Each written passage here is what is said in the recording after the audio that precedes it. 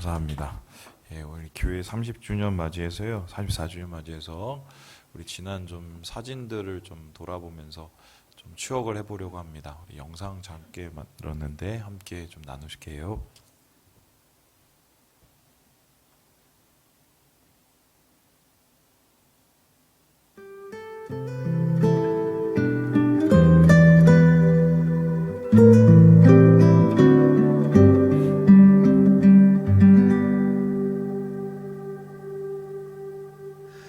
오신실하신 주 내 아버지여, 늘 함께 계시니 두려움 없네. 그 사랑 변찮고 날 지키시며 어제나 오늘이 한결같네.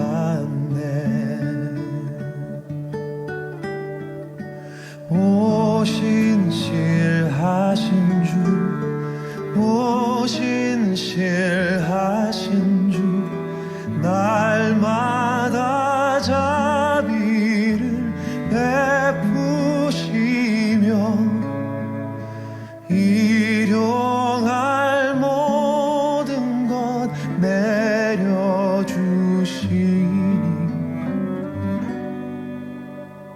오신실하신 주 나의 구주.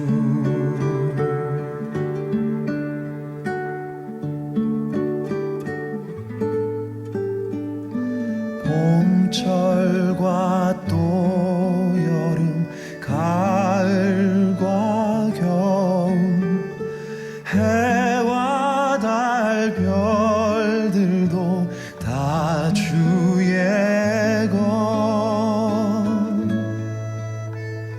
만물이 하나로 드러낸 증거, 신실한 주 사랑 나타내네.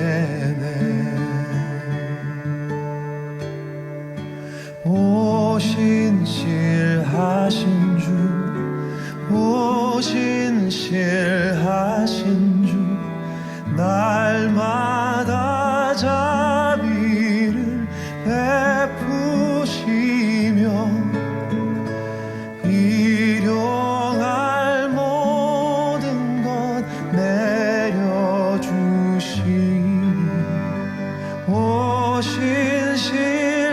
오신실하신 주 나의 구주.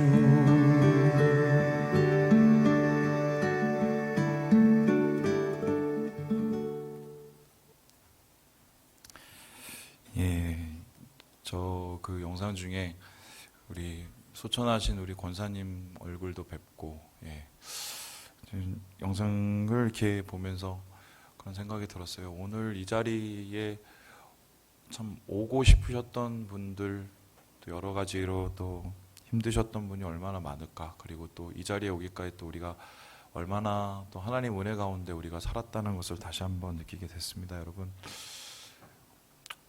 우리가 좀 하나님 앞에 주님 감사합니다 라는 마음으로 좀 우리 감사의 박수를 좀 주님께 올려드렸으면 좋겠어요. 예, 제가 기도하겠습니다. 주님, 이 시간 주의 말씀을 듣습니다. 주님 말씀하시고 우리의 영혼을 적셔 주시고 또 우리 가운데 변화를 일으켜 주셔서 하나님 살아계시다는 것과 하나님이 우리를 지키신다는 것과 하나님이 우리를 도우신다는 것을 알게 하여 주시옵소서. 예수님 이름으로 기도드립니다. 아멘.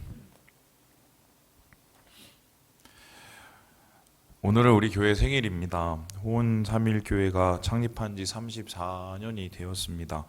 제가 우리 교회 부임해서 첫 해에 30주년 창립 감사 예배를 드렸으니까 저로서는 이제 5번째 맞이하는 이 창립 주일인데요. 이때까지 정말 하나님이 어떻게 함께 해주셨을까 생각을 하면 말 그대로 감개무량이라는 말이 떠오르게 됩니다. 하지만 이제 한편으로는 복잡한 심경도 있는데요. 왜냐하면은 여러분 아시겠지만 지난주 뉴스를 통해서 보도된 이 의정부에 대한 이 기사들이 우리의 마음을 많이 어렵게 했기 때문입니다. 이 장암동 한 아파트로부터 시작된 이 코로나 감염 확산이 현재 의정부에서 심상치 않게 돌아가고 있습니다. 그런데 저희가 오늘 예배를 드리기 위해서 2주 동안 릴레이 금식 기도를 했잖아요. 우리가 기도를 한 것은 두 가지였다고 생각을 하는데, 첫 번째는 하나님 예배의 길을 열어주세요. 우리가 예배를 드릴 수 있도록 이 길을 열어달라고 우리가 기도를 했고요. 두 번째는 하나님 우리가 함께 예배 드릴 수 있도록 기도했습니다. 우리 형제자매들 함께 모여서 주님 앞에 나올 수 있도록. 그런데 지금 여러 가지로 참 응답이 힘든 상황이 아닌가. 어제 전도사님이 저한테 물어보셨어요. 그 목사님 주보를 몇 장을 뽑을까요? 물어보는데 제가 뭐 어떻게 말을 못 하겠더라고요. 그래서 다시 물어보시길래 그냥 믿음대로 하세요. 믿음대로 하세요. 그랬더니 몇 장을 뽑으셨는지 잘 모르겠어요. 그런데 주일이 가까워질수록 상황이 더 어려워졌습니다. 그럴수록 마음이 더 복잡해졌는데요. 막 별의별 생각이 머릿속에 가득해지기 시작했는데 이거 괜히 혼자 고집 부리는 거 아닌가? 그리고 혹여나 문제라도 생기면 어떡하지? 아니면 교인들이 이것 때문에 시험에 들면 어떡하지? 차라리 연기를 할까? 뭐 이런 많은 생각들이 교차를 했습니다. 근데 이 생각들이 도저히 제가 감당할 수 없는 수준이 되었을 때 결국은 생각을 닫고 하나님 앞에 무릎을 꿇었어요. 그리고 하나님 앞에 이렇게 기도를 했는데, 하나님 저희한테 왜 이러세요? 저희한테 왜 이러세요? 우리 교회 생일이잖아요. 아시잖아요. 2주간 기도했는데요. 이렇게 기도를 했는데 조금 지나고 나서 기도가 좀 바뀌더라고요. 어떻게 바뀌었냐면, 주님 뜻이라면 알게 해주시고 깨닫게 해주세요라고 기도를 했습니다. 여러분, 우리가 인생은 하나님의 뜻을 발견하고 쫓아가는 것이라고 말할 수 있는데, 이사야 선지자는 하나님의 뜻에 대해서 이렇게 말을 하고 있거든요. 우리 함께 이사야서 55장 말씀을 같이 한번 읽어봅니다. 시작. 이는 내 생각이 너희의 생각과 다르며 내 길은 너희의 길과 다름이니라. 여호와의 말씀이니라. 하나님의 생각, 하나님의 길, 그리고 인간의 생각, 인간의 길은 차원이 다르다라고 말씀하십니다. 당연한 얘기죠. 그러니까 이사야는 너희의 길, 너희의 생각을 버리고 하나님의 생각, 하나님의 길로 돌아오라고 얘기를 했는데요. 어떻게 인간의 길과 하나님의 길이 같을 수 있을까요? 인간의 생각과 하나님의 생각을 어떻게 비교나 하겠습니까? 당연한 얘기지만 정작 이 말씀을 적용해서 살아가는 게 굉장히 힘들다는 것 여러분 아시지요? 왜냐하면은 이게 뭐가 하나님 뜻인지 뭐가 사람의 뜻인지 삶 속에서 분간이 안 갈 때가 너무 많습니다. 그리고 저를 비롯한 많은 분들이 자신의 생각을 하나님의 생각인 양 착각하기도 하고 자신의 길을 하나님이 함께 하시는 길인 양 오해하기도 합니다. 그래서 기독교가 이 비상식적이라는 비난을 가끔씩 듣잖아요. 그 이유가 뭐냐면은 사실 기독교가 상식적이 되어야 된다는 말이 아니에요. 이 말은 기독교가 상식도 못 지킨다는 얘기인데요. 그래서요, 지난 시간 많은 교회 지도자들이 자신의 뜻을 하나님의 뜻처럼 탈바꿈시켜서 착각하고 이용했던 결과 때문에 기독교는 비상식적이라는 욕을 먹고 있지 않습니까? 그런데 상식과 기독교를 생각을 해볼 때 질문을 하게 되지요. 정말 하나님의 뜻은 항상 상식적인 것일까? 성경을 찾아보면은 인간의 상식과 하나님의 상식이 맞아떨어질 때도 있지만 반면에 충돌할 때도 많이 나타나지요. 그래서 이사야의 말처럼 도대체 인간의 길과 하나님의 길이 달라서 인간이 굉장히 괴로워하는 순간들이 성경에 많이 기록되어 있습니다. 도저히 납득이 안 되니까 고통스럽죠. 어떻게 해야 될지 모르니까 머리가 아픕니다. 도저히 납득할 수 없는 그 하나님의 뜻에 마음이 무너지기 마련인데요. 오늘 본문도 사실 그런 종류의 이야기예요.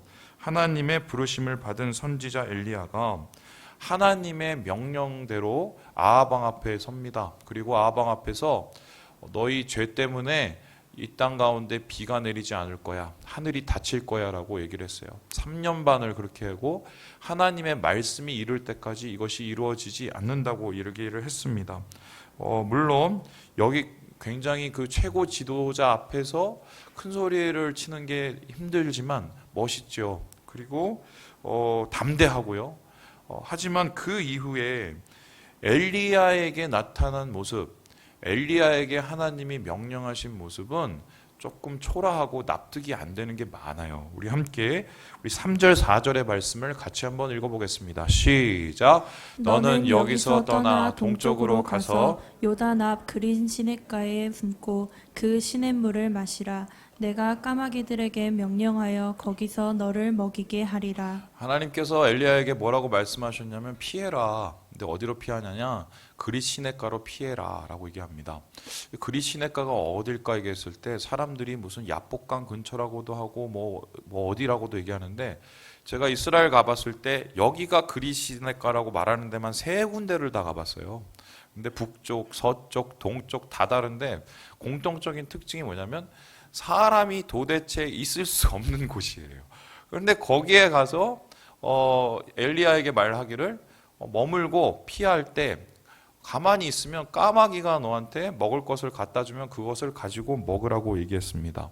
우리 동네는 까마귀가 많아요. 그래서 까치보다 훨씬 크고 까치보다 훨씬 힘센데, 어떤 나라는 까마귀가 흉조인 나라도 있고 길조인 나라도 반면에 있지요. 그런데 이스라엘에서 까마귀는요 부정한 짐승이에요. 그래서 까마귀를 통해서 먹을 것을 얻는다, 이것 자체가 사실은 엘리야에게는 상당히 부담이 되는 말이었습니다. 뿐만 아니라 담대하게 아합 왕 앞에서 하나님의 말씀을 선포하던 엘리야가 조그만 시내에 숨어서 더러운 까마귀의 먹이를 먹고 산다, 이것 자체가 엘리야의 체면을 구기는 것이었는데요. 그래도 뭔가 뜻이 있겠지, 내 생각과는 하나님의 생각과는 다르겠지 하면서 엘리야는 버텼습니다. 그리고 그 후에 하나님의 때를 기다리는데요. 갑자기 하나님께서 명령을 하실 때 이번에는 더 납득하기 힘든 명령을 내리세요. 그래서 본문에 나오는 하나님의 납득하기 힘든 명령을 살펴보면 3가지 차원에서 문제가 있습니다. 그 첫 번째가 뭐냐? 우리 같이 한번 읽어보겠습니다. 시작. 왜 하필 거기? 하나님께서 지금 하필 거기에 가라고 얘기를 하시는데, 그 거기가 어디냐면요 시돈이라는 지방이었어요. 우리 함께 9절의 말씀을 같이 한번 읽어보겠습니다. 시작. 너는 일어나 시돈에 속한 사르밧으로 가서 거기 머물라. 내가 그곳 과부에게 명령하여 내게 음식을 주게 하였느니라. 그릿의 시내가 그쳐버렸어요. 그러더니 하나님께서는 갑자기 장소를 옮기라고 말씀하셨습니다. 북쪽에 있는 시돈 지방으로 가라. 거기에서 좀 외떨어진 사르밧이라는 곳에 가라고 얘기했습니다. 이곳이 지금으로 따지자면 어디냐면요 레바논이에요. 우리 임영국 선교사님, 이명희 선교사님 계시는 그 나라인데요. 뭐 가라면 가면 되지라고 생각할지 모르겠지만 시돈의 사르밧이라는 곳은 문제가 굉장히 많은 곳이었습니다. 우리 함께 그 사진을 하나 보여드릴게요. 지금 이 사진이 이제 시돈에 있는 바알베크라는 곳인데요. 이 바알베크가 있었던 이 자리에 지금은 뭐 제우스니 바카스니 뭐 이런 신전이 세워져 있지만, 예전에는 여기가 바알 신전 그리고 아세라 신전이 세워져 있던 곳입니다. 이 시돈은 페니키아의 성읍이었는데요. 갈릴리로부터 북서쪽으로 72km 떨어진 곳이었습니다. 이곳은 해상무역 국가였고요. 무역으로 사는 나라였는데 가나안 종교의 중심지, 바알을 섬기는 가장 심하게 섬기는 곳이 바로 이 시돈 지방이었어요. 이 바알은 페니키아의 신이었는데, 이 페니키아의 신이 왜 이스라엘의 신이 되었는가? 바로 이세벨이라는 여자 때문이었습니다.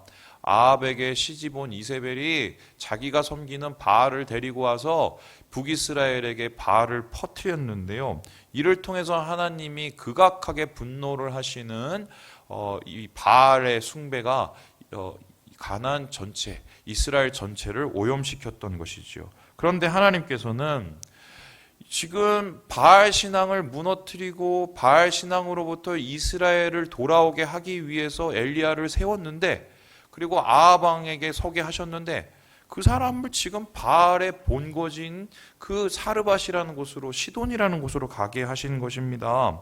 그래서요, 그냥 말을 하자면 말 그대로 적진의 한 복판인데요, 적진을 향해서 폭탄을 들고 그냥 전진하라는 것, 자살 행위를 시키고 있는 것이에요. 뿐만 아니라 지금 이곳은 가뭄으로 인해서 무역이 지금 가라앉기 시작하고 사람들의 심정이 극도하게 지금 스트레스를 받고 있었거든요. 그런데 여기에 이스라엘에서 온 사람, 그것도 선지자로 보이는 사람, 여호와를 섬기는 사람이 왔다. 그러면 사람들이 이 엘리야에 대해서 어떠한 감정을 품었을지 우리는 상상해 볼 수 있겠습니다. 자, 그렇다면 왜 하나님께서는 왜 하필 거기에 엘리야를 보냈을까 했었을 때 김정우 교수님은 이야기해서 이렇게 말을 합니다. 우리 같이 한번 읽어보겠습니다. 시작.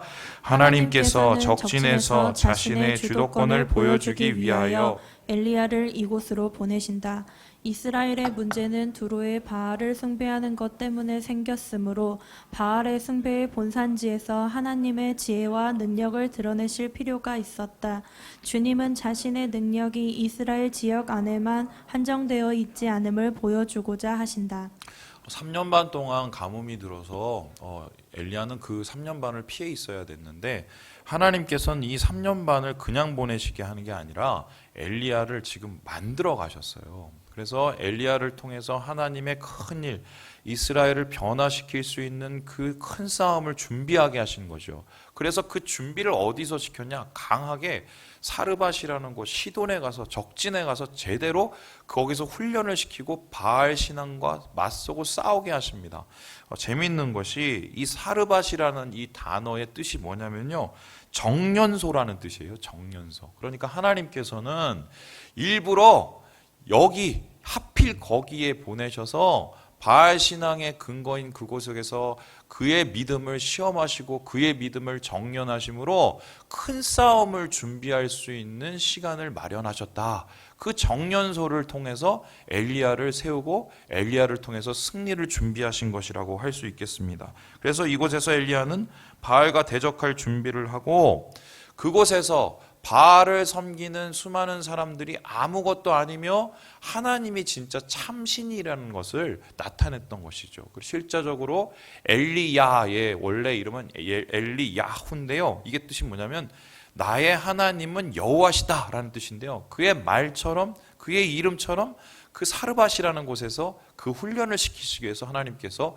거기에 보내셨던 것이죠. 하필 거기에서 훈련을 시킨 것입니다. 두 번째, 오늘 본문에 나타난 납득할 수 없는 하나님의 명령이 있는데요. 우리 같이 한번 읽어보겠습니다. 시작. 왜 하필 그 사람? 하나님께서 시돈에 가서 강하게 훈련시키고 만드신 것까지는 그래 한번 이해해 보겠는데요. 하필 거기에 가서 찾으라는 사람이 있었는데 그 사람이 누구냐? 과부였어요. 우리 함께 10절의 말씀을 같이 한번 읽어보겠습니다. 시작. 그가 일어나 사르밧으로 가서 성문에 이를 때에 한 과부가 그곳에서 나뭇가지를 줍는지라. 이에 불러 이르되 청하건대 그릇에 물을 조금 가져다가 내가 마시게 하라. 과부를 찾아가라고 했어요. 사르밧에 있는 과부, 여러분 당시에 이제 과부는 검은 옷을 입고 있었다고 합니다. 그래서 아마 과부라는 것을 금방 알 수 있었던데요. 그냥 과부가 아니라 애 딸린 과부였습니다. 고대 이스라엘사의 근동사에서 과부는요, 고아와 나그네, 그러니까 이 외국인과 더불어서 사회 극빈층, 빈민층이었습니다. 그래서 이 과부는 무엇을 하고 얘기하냐면 가장 가난할 수밖에 없는 사람이에요. 이 사람은 사회적으로도 소외될 뿐만 아니라 남편이 죽어도 그 재산을 전혀 받지 못하는 이상한 시스템의 사회였거든요. 그래서 기근이 들고 가뭄이 들면 사회가 힘들어지면 제일 먼저 누가 힘들어져요? 바로 빈민자들이 힘들어지는데 그 중에서도 최고로 힘든 사람이 바로 이 과부였던 것입니다. 그런데 그림을 보는 것처럼 하나님께서는 지금 과부를 찾아가셔서요, 그 사람한테 빌어먹으라고 지금 얘기를 하고 계세요. 사르밧 과부는 좀 형편이 그래도 나은 게 집도 있고 그리고 다락방을 가질 만큼 좀 좋은 집이긴 했지만 지금 먹을 게 없으니까 거의 죽을 지경이었습니다. 그래서 자기의 상황을 뭐라고 얘기를 했냐면 나 이거 먹고 지금 죽을 수밖에 없는 정말 최악의 극빈한 상황이야 라고 말을 했습니다. 이전에는 부유했지만 지금은 망하기 직전의 사람, 모든 것을 잃고 살 길이 막막한 사람이 바로 사르밧 과부였던 것입니다. 그래서요, 이 사람은 절대로 엘리야의 의지가 될 만한 사람이 아니었어요. 그곳에 가서 빌부터 먹을 수도 없고 그것의 공개를 받을 수도 없을 만한 전혀 힘이 없는 사람, 전혀 하나님의 선지자들을 돌볼 수 없는 부적절한 인물이 바로 과부였습니다. 그래서 엘리야도 그곳에 가면서 아마 그런 생각을 했어요. 이 어려운 때에 왜 하필 여기에 와서 왜 하필 힘든 그 과부를 통해서 이런 일을 시키시는지 도저히 상상과 도저히 이해가 안 되는 거죠. 자, 그렇다면 왜 하나님께서는 이렇게 과부에게 가서 이 과부를 통해서 공개를 받게 하셨을까? 여기에 대해서 송병현 교수님은 다음과 같이 얘기합니다. 우리 같이 한번 읽어보도록 하지요. 시작. 주의 보호는 시간과 장소와 상황을 초월하여 주를 앙망하는 자들에게 임하는 것이다.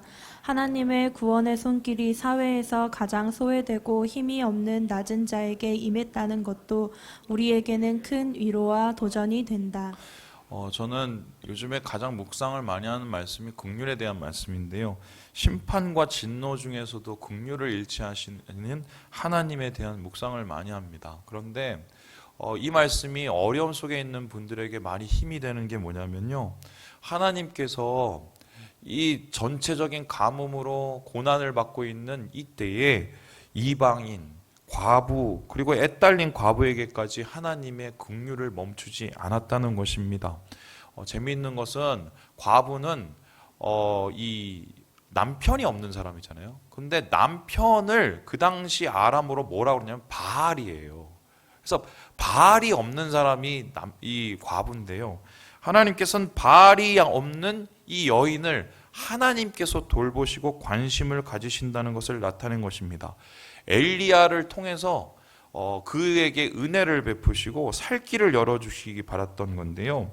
이 사건은 비록 온 세상이 가뭄과 기근으로 시달리고 사람의 생존이 위협을 받는 상황이 와도 하나님께서는 그의 긍휼을 놓지 않으시고 사회적으로 약하고 작고 부족한 자들에 대한 깊은 관심과 깊은 아픔을 가지고 계신다는 것을 보여주기는 사건입니다. 그래서요, 저는 좀 이 말씀이 여러분에게 위로가 되기 원하는 게 사람이 하지 못하는 것, 사람이 주지 못하는 은혜를 하나님이 우리에게 주세요. 사람이 계획할 수 없는 그때 하나님께서 우리에게 은혜를 미치시고 심지어 사르밧에 있는 이 과부에게까지도 하나님이 긍휼을 놓지 않으신다. 이것이 하나님이 우리를 바라보는 마음이다 라고 오늘 말씀 속에서 찾게 되는 것입니다.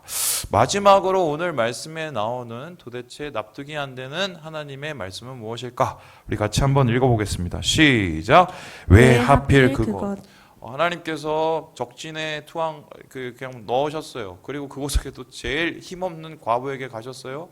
그곳 속에서 단련시키시고 그 힘없는 과부를 먹이시기 원하시는 하나님의 긍휼과 능력을 보이셨습니다. 그런데 거기까진 좋았어요. 그런데 도저히 마지막에는 우리의 머리로는 이해할 수 없는 일을 요구하시는데요. 그게 뭐냐? 과부에게 마지막 남은 떡 한 덩이를 요구를 하세요. 우리 함께 우리 11절의 말씀을 같이 한번 읽어보겠습니다. 시작. 그가 가지러 갈 때에 엘리야가 그를 불러 이르시되 청하건대 내 손에 떡 한 조각을 내게로 가져오라. 엘리야가 그를 찾아가서 얘기를 했습니다. 먹을 거를 좀 다오. 맨 처음에 물을 달라고 했어요. 그러니까 물을 달라니까 물을 줬어요. 그럼 배고프니까 떡을 다오. 그랬더니 과부가 갑자기 멈칫했습니다. 왜냐하면 마지막 남은 한 움큼이었기 때문이에요. 그래서 이걸 줄까 말까 고민을 하다가 과부가 얘기해요. 이게 마지막이에요. 이거 주고 나면 먹을 게 없어요. 그래서 이거 먹고 우리가 내 아들하고 그냥 죽으려고 지금 그러고 앉았는데 이거라도 먹을 거예요? 그랬더니 엘리야가 뭐냐면 네, 가져와. 그랬어요. 그것도 뭐라고 했냐면 구워서 먼저 가져오라고 얘기를 했어요. 여러분 얼마나 잔인해요? 근데 이걸 가지고 많은 목사님들이 설교를 하시기를 좋은 것 그리고 어떤 상황에서건 하나님의 사람, 그러니까 목회자를 잘 섬겨야 복을 받는다, 이렇게 설교를 했습니다. 저도 사실 그렇게 설교를 하고 싶지만 사실은 이 말씀은 그런 설교가 아니에요. 하나님께서 하고 많은 것 중에 과부에게 그 마지막 한 움큼의 밀가루, 이 방울의 이 기름, 그리고 그 떡, 왜 그거를 요구를 했을까? 왜 그걸 요구했을까? 사실을 이 앞뒤 상황을 보면요, 알고 보낸 거예요.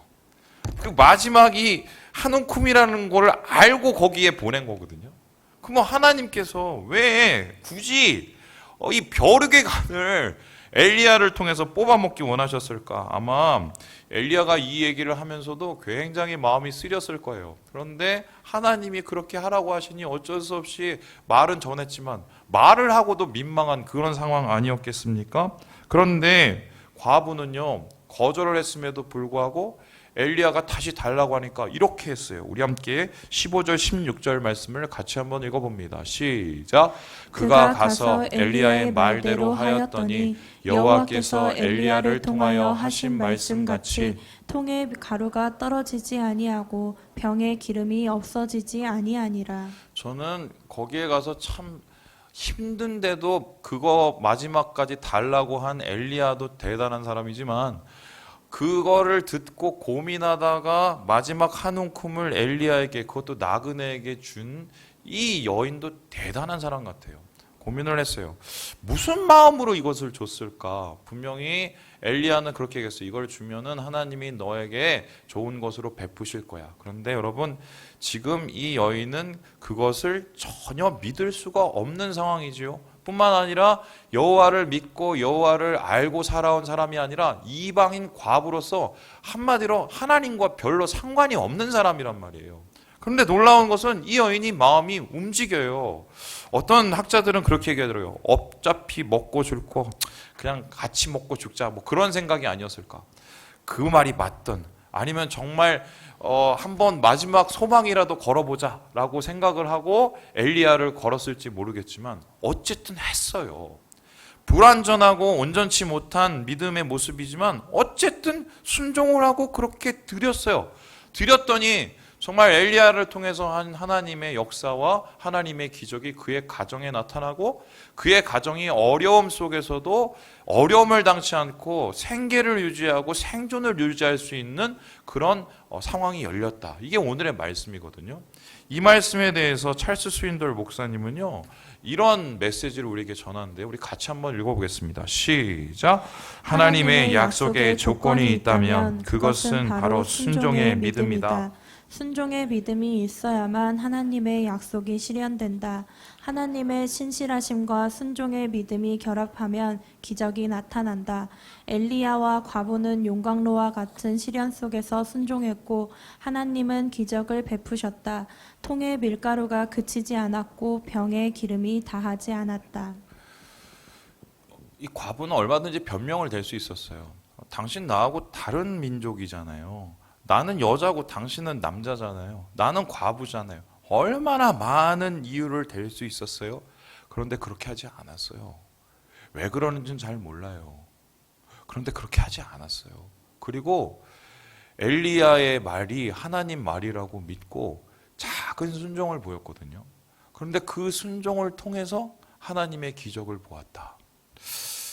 사실 오늘 이 말씀은요, 제가 하나님 앞에 하나님 우리한테 왜 이러세요?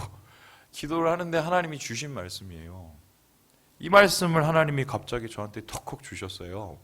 그래서 하나님 앞에 다시 물었어요. 하나님, 왜 이 말씀을 주세요? 왜 이 말씀을 주세요? 물었어요. 하나님께서 저에게 마음을 주시기는 이랬어요. 저희가 금식을 하면서, 금식인지 잘 모르지만 어쨌든 2주를 기도를 했어요. 하나님, 길을 좀 열어주세요. 예배할 수 있는 길을 좀 열어주세요. 살 길을 좀 열어주세요. 좀 교회가 너무 힘들어요. 하나님 좀 열어주세요. 이렇게 기도를 했어요.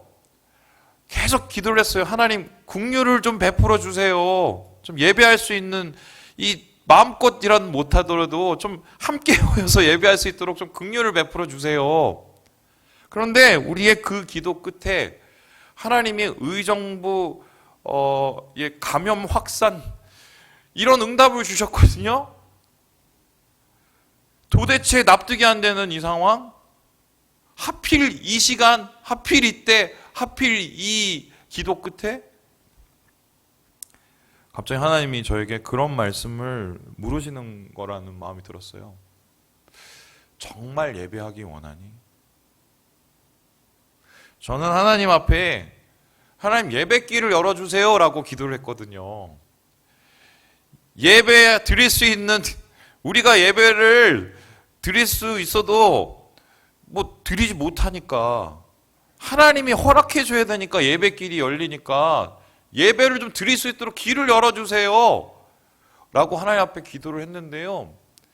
하나님이 생각하시는 예배길은요, 이 환경이 아니라요, 여기 있었던 거예요. 여기 우리가 가진 이 한 움큼의 밀가루와 한 움큼의 기름을 믿음으로 하나님 앞에 드릴 수 있는 그 마음이 있는지를 하나님이 우리에게 물어보시는데, 제가 하나님께 그런 질문을 받고 솔직히 대답을 못 하겠더라고요.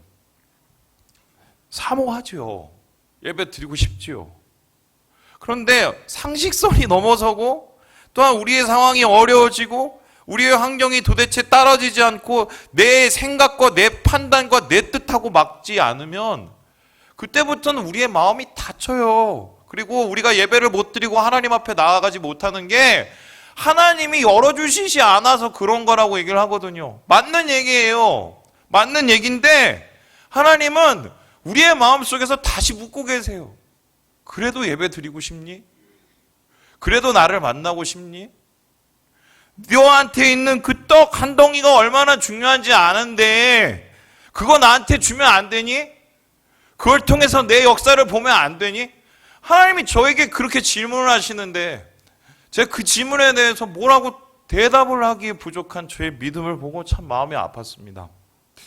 여러분, 누가복음 4장 25절에서 26절에 보면 예수님께서 이렇게 얘기를 하세요. 우리 같이 한번 읽어볼까요? 시작. 온 땅에 큰 흉년이 들었을 때에 이스라엘에 많은 과부가 있었으되 엘리야가 그중 한 사람에게도 보내심을 받지 않고 오직 시돈 땅에 있는 사렙다의 한 과부에게 뿐이었으며. 예수님께서 자기 고향에 가셨어요. 고향에 가셔서 사역을 하시니 얼마나 더 정성스러우셨겠어요. 그런데 하나님의 역사가 나타나지 않았어요. 사람들이 예수님을 비난했어요.